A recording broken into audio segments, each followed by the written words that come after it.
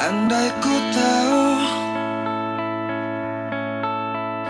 kapan tiba ajalku, ku akan memohon.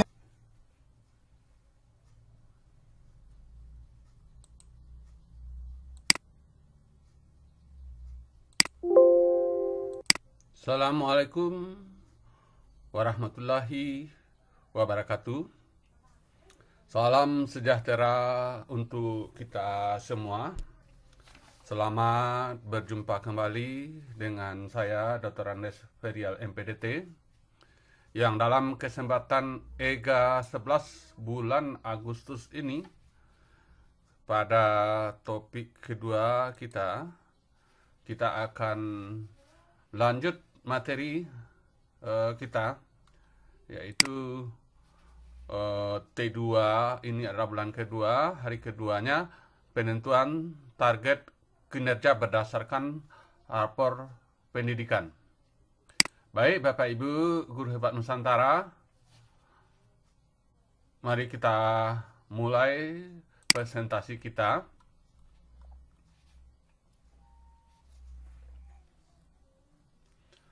Jadi dalam EGA kita, perencanaan dan persiapan praktik kinerja berdasarkan rapor pendidikan.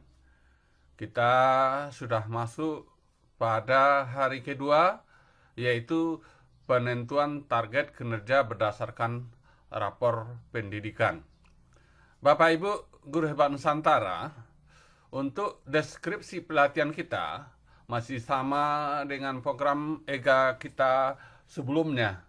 Nah, jadi yang ini kita skip juga. Untuk tujuan juga masih sama. Nah, ini kita skip. Bapak Ibu Guru Hebat Nusantara, kita mengetahui bahwa implementasi kurikulum Merdeka dalam alur kerja guru terintegrasi dengan Plafon Merdeka Mengajar atau kita kenal dengan PMM, memerlukan perencanaan dan persiapan yang matang. Salah satu aset penting adalah penentuan target kinerja berdasarkan rapor pendidikan. Bapak Ibu Guru Hebat Nusantara, kita mengetahui bahwa rapor pendidikan memberikan gambaran menyeluruh mengenai capaian dan area yang perlu ditingkatkan di sekolah, sehingga menjadi acuan penting dalam menetapkan target kinerja yang relevan dan terukur. Bapak Ibu Guru Hebat Nusantara, pertanyaannya, bagaimana kita target kinerja berdasarkan rapor pendidikan? Jadi Bapak Ibu, kita harus membuat rencana target kualitas. Karena apa? Karena yang akan kita tingkatkan itu dalam kinerja kita, prioritasnya adalah peningkatan kualitas pembelajaran. Ada 3 tahapan yang perlu kita lakukan. Yang pertama, kita menentukan prioritas. Yang kedua, nanti kita menyusun rencana peningkatan. Yang ketiga, baru nanti kita implementasikan dan kita monitoring. Untuk menetapkan prioritas, ada baiknya kita melakukan analisis SWOT. SWOT itu adalah strength, artinya kita mengevaluasi kekuatan apa yang ada dalam diri kita dan kelemahan atau weakness atau peluang, opportunities, dan ancaman atau itu nantinya kita lanjutkan fokus pada indikator kunci. Dalam hal ini nanti kita lihat berdasarkan rapor pendidikan kita mana yang memiliki dampak besar keseluruhan terhadap kualitas pembelajaran atau pendidikan untuk difokuskan. Dalam hal ini kita tentu berdiskusi dengan kepala sekolah kita, mana kira-kira yang harus difokuskan pada sekolah kita. Ini termasuk dimensi prioritas dan nanti ada indikator kuncinya, atau bisa dikatakan dalam hal ini adalah akar masalah mengapa kualitas pembelajaran rendah di sekolah kita. Bapak Ibu Guru Hebat Nusantara, selanjutnya kita menyusun rencana peningkatan. Dalam hal ini kita harus menyusun tujuan dan sasaran. Dalam hal ini kita tetapkanlah tujuan dan sasaran yang berdasarkan data. Jadi kalau tadi rapor mutu pembelajaran kita yang rendah pada kualitas pembelajarannya, misalnya metode pembelajaran. Nah, kemudian kita pilih akar masalahnya apa? Apakah instruksi pembelajaran atau lainnya? Harus kita tetapkan sasaran kita dan apa tujuan kita. Bapak Ibu Guru Hebat Nusantara, selanjutnya strategi dan taktik. Ini kita susun strategi dan yang taktik yang dapat membantu mencapai tujuan kita tadi. Bapak Ibu Guru Hebat Nusantara, kalau tadi contohnya kita meningkatkan metode pembelajaran, apakah nanti melalui model pembelajaran apa? Harusnya selanjutnya kita susun strateginya. Kemudian Bapak Ibu Guru Hebat Nusantara, yang ketiganya itu implementasi dan monitoring. Kita laksanakanlah rencana atau pelaksanaan rencana. Hal ini kita libatkan pihak terkait. Kalau di sekolah kita, termasuk rekan guru kita berkolaborasi, kemudian siswa kita, dan seharusnya juga kita libatkan orang tua kita. Bapak Ibu Guru Hebat Nusantara, untuk implementasi dan monitoring, itu selanjutnya adalah monitoring dan evaluasi. Dalam hal ini kita secara berkala memastikan apakah rencana kita susun sebelumnya itu sudah berjalan sesuai dengan yang diharapkan, atau kalau perlu kita boleh menyesuaikan. Jadi dalam hal ini Bapak Ibu, inilah penentuan target kinerja kita. Bapak Ibu Guru Hebat Nusantara, kita lihat sebagai contohnya bagaimana kita melakukan langkah-langkah penentuan target kinerja. Yang pertama, kita analisis data rapor mutu pendidikan. Ini kita lihat, nantinya kita melihat karena peningkatan kinerja kita adalah praktek pembelajaran. Kita lihat itu adalah kualitas pembelajaran. Jadi kualitas pembelajaran ini adalah kualitas pengelolaan kelas dan penyelenggaraan pembelajaran interaktif yang sesuai dengan tujuan pembelajaran dan karakteristik siswa. Makanya nantinya dalam pelaksanaannya, awal-awalnya waktu kita observasi, memang tujuan pembelajaran ini yang menjadi dasar kita, dan juga nanti karakteristik siswa di kelas kita. Ini sebagai contoh kita lihat ini dalam dimensi untuk kualitas pembelajaran ada 3. Yang pertama itu adalah manajemen kelas, kemudian dukungan psikologis, kemudian metode pembelajaran. Jadi Bapak Ibu kalau sudah masuk ke kinerja PMM, kita lihat rapor kita ini. Ini di sini kita lihat yang paling rendah adalah manajemen kelas. Di sini nilainya cukup. Langkah pertama kita tadi itu kita tinjau rapor mutu pendidikan. Ini hasil peninjauannya.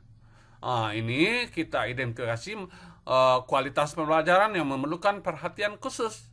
Itu yang disampaikan di sini, bahwa di sini yang memerlukan perhatian khusus itu adalah nilainya yang terendah. Di sini kita lihat manajemen kelas yang rendah. Jadi Bapak Ibu Guru Hebat Nusantara, ini contohnya. Mungkin di sekolah Bapak Ibu ada yang dukungan psikologis, ada yang metode pembelajaran. Jadi yang dimensi 3 ini adalah dimensi prioritas yang perlu diperbaiki untuk praktek pembelajaran di kinerja kita terintegrasi PMM.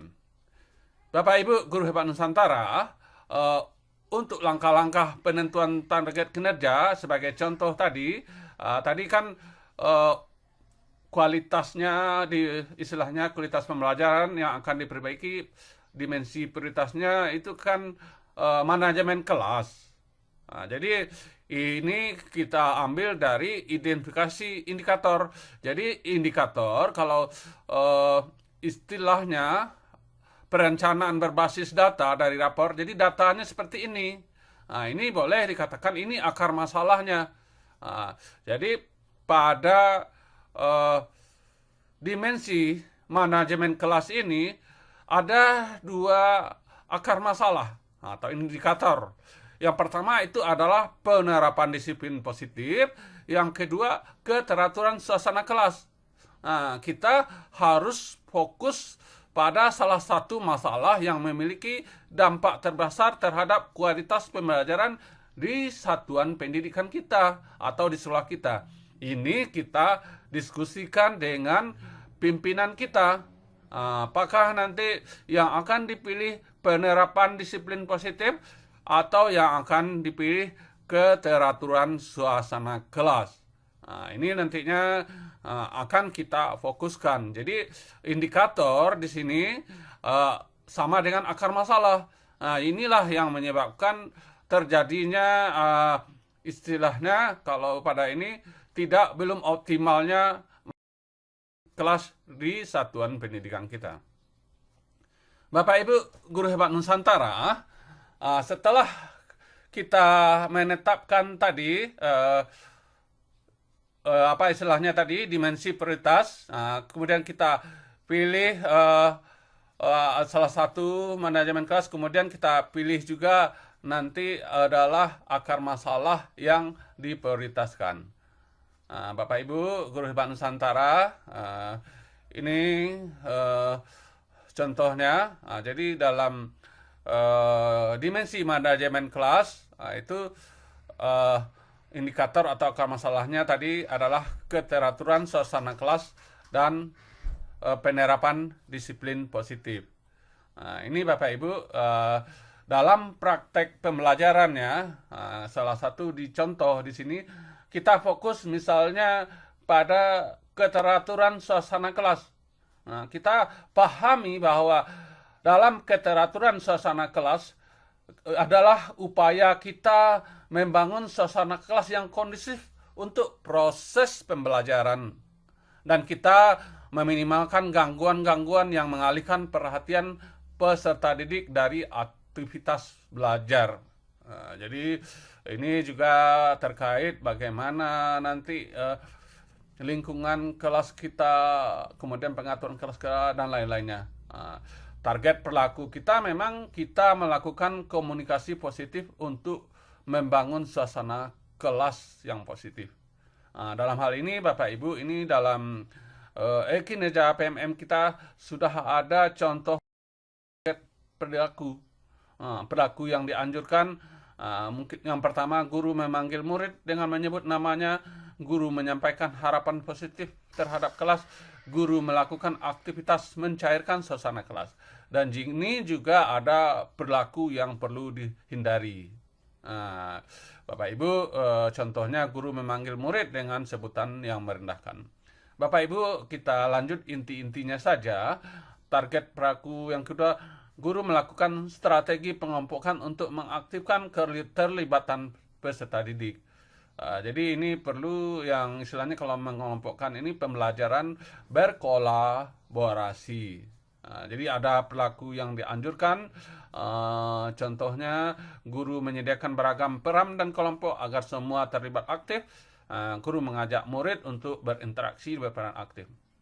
Kemudian yang ketiga, guru dan mengingatkan aturan atau kesepakatan kelas. Jadi Bapak Ibu, kalau kita memilih keteraturan suasana kelas, kita buat kesepakatan kelas.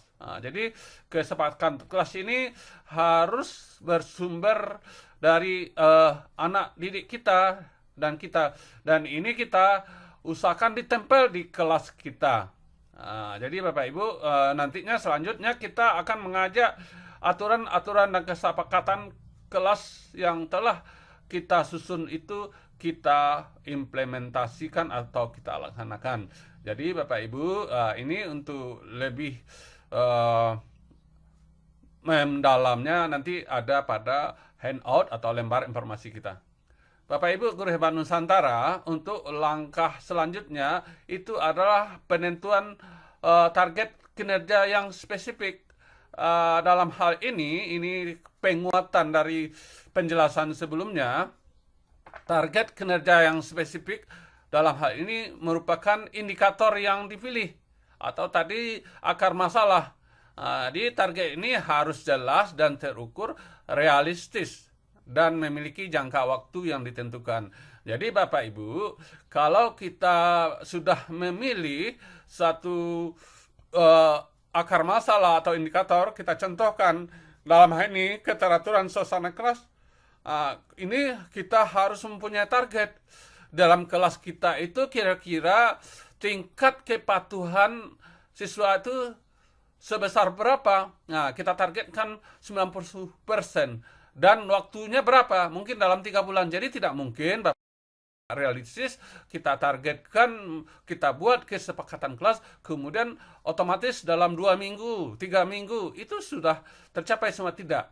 Nah, itu yang dikatakan kira-kira dengan karakteristik siswa kita itu berapa persen targetnya ke dalam rentang waktu tertentu. Jadi mungkin dalam hal ini kita contohkan 90% dalam waktu 3 bulan. Bapak Ibu, Guru Hebat Nusantara, ini target yang spesifik yang perlu kita terapkan untuk meningkatkan kualitas pembelajaran di kelas kita terkait keteraturan suasana kelas. Selanjutnya, untuk implementasi dan monitoring, ini merupakan langkah ke-6. Nantinya strategi yang telah kita sepakati untuk mencapai tingkat target kinerja kita itu kita implementasikan, kita terapkan. Metode pengajaran yang lebih terstruktur. Kita memperkenalkan aturan kelas, jadi sudah ada aturan kelas yang kita sepakati sehingga lebih jelas. Kemudian kita memberikan penghargaan untuk perilaku yang positif. Mungkin ada anak-anak yang perilakunya lebih positif, apakah nanti kita berikan semacam penghargaannya, ucapan terima kasih dan lain-lainnya, sugesti dan lain-lainnya. Kemudian untuk langkah ketujuhnya, kita lakukan monitoring secara berkala untuk mengevaluasi pencapaian target. Sebagai contoh tadi kita mentargetkan dalam waktu 3 bulan itu 90% tingkat kepatuhan siswa. Jadi kita jangan menunggu secara 3 bulan, mungkin kita lihat per 3 minggu sudah apa dan enggak peningkatannya. Jadi dalam hal ini juga kita perlu gunakan observasi.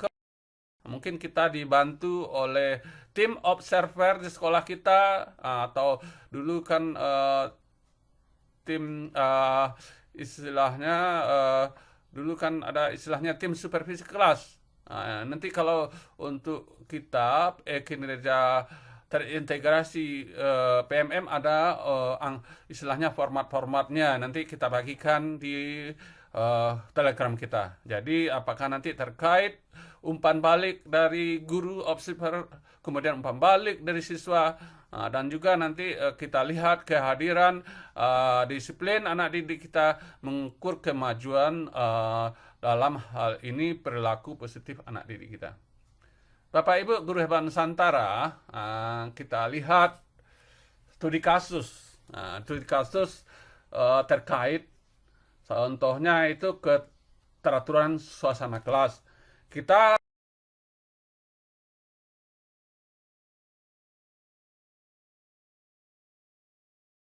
dalam proses belajar. Dalam hal ini kita minimalkan, kita kurangkan gangguan yang mengalihkan perhatian anak didik kita dari aktivitas belajar. Ini kalau kita lihat itu dimensi prioritasnya adalah manajemen kelas. Jadi dimensinya manajemen kelas, indikator dalam hal ini perencanaan berbasis data, itu indikator ini boleh kita katakan akar masalah. Di akar masalahnya adalah keteraturan suasana kelas. Tadi kita menargetkan dalam kinerja kita meningkatnya keteraturan suasana kelas dengan mencapai tingkat kepatuhan siswa terhadap aturan kelas sebesar 90% dalam waktu 3 bulan. Bagaimana implementasinya? Minggu pertama, minggu kedua, guru bersama siswa menetapkan aturan kelas yang disepakati bersama. Jadi ini aksi nyata kita. Kemudian minggu ketiga, keempat, penerapan aturan dengan konsistensi, termasuk penggunaan papan peringatan dan sistem penghargaan bagi anak yang patuh. Mungkin untuk memotivasinya nanti kita buatlah semacam mungkin semacam apakah apa namanya yang ada di dada itu kokarde atau apa, mungkin kita kasih pita-pita atau nanti buat foto-foto ini siswa yang terpatuh pada bulan ini. Kalau biasa dalam perusahaan-perusahaan kan ada fotonya, kita pajang di kelas misalnya. Ini juga memotivasi mereka. Kemudian untuk minggu ke-5 sampai ke-8 guru memantau pelaksanaan aturan dan memberikan umpan balik positif secara berkala. Jadi Bapak Ibu guru hebat Nusantara, jadi untuk dalam menerapkan manajemen kelas untuk tertentu seseorang, memang kita perlu menyusun seperti ini. Kalau tidak ya istilahnya tidak terprogram, ya begitu-begitu saja. Tidak ada istilahnya kita tidak bisa memantau apakah ada kemajuannya keteraturan di suasana kelas kita atau tidak. Jadi dalam hal ini nanti hasil yang diharapkan nanti peningkatan keteraturan dalam kelas ini dapat kita lihat melalui penurunan jumlah pelanggar aturan dan peningkatan konsistensi kehadiran. Bapak Ibu guru hebat Nusantara, kita lihat contoh yang kedua. Di sini dimensi metode pembelajaran. Indikator akar masalahnya adalah aktivitas interaktif. Jadi kita mengetahui bahwa aktivitas interaktif ini merupakan upaya pembelajaran yang memfasilitasi kolaborasi dan komunikasi antar peserta didik, meningkatkan efektivitas pembelajaran. Jadi di sini kita lihat bagaimana nanti pembelajaran secara berkolaborasi. Istilahnya kalau dulu pembelajaran berkelompok. Bapak Ibu guru hebat Nusantara, di sini indikatornya adalah aktivitas interaktif. Kemudian sebagai contoh nantinya kita meningkatkan aktivitas interaktif siswa selama pembelajaran sebesar 70% dari waktu 4 bulan. Jadi kalau awal-awalnya bisa juga kita lakukan katakanlah asesmen awal, asesmen diagnostik awal terhadap aktivitas pembelajaran itu sebesar berapa. Ini data awal kita, dan ini nantinya bisa kita jadikan laporan praktik baik kita. Mungkin implementasinya minggu pertama ke-4, guru menerapkan teknik pembelajaran lebih interaktif, seperti diskusi kelompok, permainan edukatif. Jadi di sini pembelajaran kooperatif dulu namanya, sekarang istilahnya itu kolaboratif. Itu sama, itu istilahnya saja. Pada intinya itu adalah pembelajaran berkelompok. Banyak model-model pembelajaran yang lain yang berkelompok atau kooperatif. Kemudian minggu ke-5 dan ke-8, guru mengatur sesi tanya jawab proyek berbasis tim. Jadi guru nanti selain bertanya jawab juga menugaskan peserta didik atau anak-anak kita membuat proyek berbasis tim atau berbasis tadi kelompok yang telah dibentuk untuk mendorong partisipasi aktif. Jadi kaitannya dalam penerapan kurikulum merdeka, kelompok ini bisa saja nanti kita bentuk dari yang beraneka ragam. Apakah nanti kemampuan rendah, sedang, tinggi, kemungkinan gaya belajar yang berbeda, itu tidak masalah. Karena nanti kita bisa menerapkan pembelajaran tutor sebaya, karena memang di sini perlu ditingkatkan aktivitas interaktif. Bagaimana kita tadi yang dikatakan memfasilitasi kolaborasi dan komunikasi antar peserta didik. Jadi mereka saling berbagi. Untuk minggu selanjutnya, minggu 9 sampai 16, karena tadi kita target kita 4 bulan, kita ukur partisipasi anak didik kita melalui evaluasi mingguan dan memberikan umpan balik untuk memotivasi. Jadi setelah kita lakukan observasi, kita berikan umpan balik dan motivasi kepada anak didik kita. Jadi dalam hal ini hasil yang diharapkan adalah peningkatan partisipasi dalam kegiatan kelas yang diukur melalui penilaian formatif dan observasi. Jadi Bapak Ibu nanti akan ada instrumen penilaian formatif dan observasi. Jadi kalau penilaian formatif kan harian, kita lihat nanti bagaimana tingkat aktivitasnya. Jadi observasi juga nanti bisa kita lakukan instrumen-instrumennya, bagaimana istilahnya kegiatan mereka terkait berkolaborasi dan berkomunikasi bersama teman-teman sekelompoknya, tim kecilnya atau teman sekelas.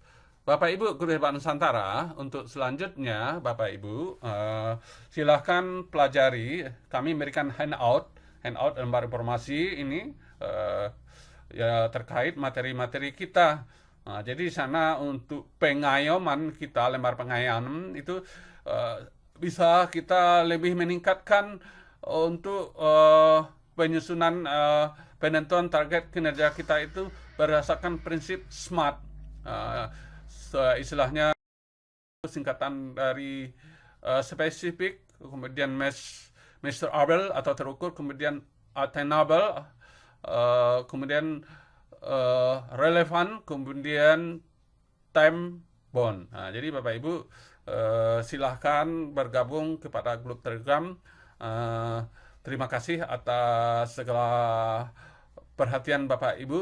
Mohon maaf terlebih terkurang kalau ada kata-kata yang tidak pada tempatnya atau kesalahan-kesalahan informasi yang kami berikan. Nah, jadi Bapak Ibu, mari kita berdiskusi karena ilmu pengetahuan itu ibarat pisau, jika tidak pernah diasah maka akan tumpul. Jadi dengan kita berdiskusi artinya kita bisa mengasah pisau ilmu pengetahuan kita. Demikian saja, terima kasih. Mari kita berdiskusi. Wassalamualaikum warahmatullahi wabarakatuh.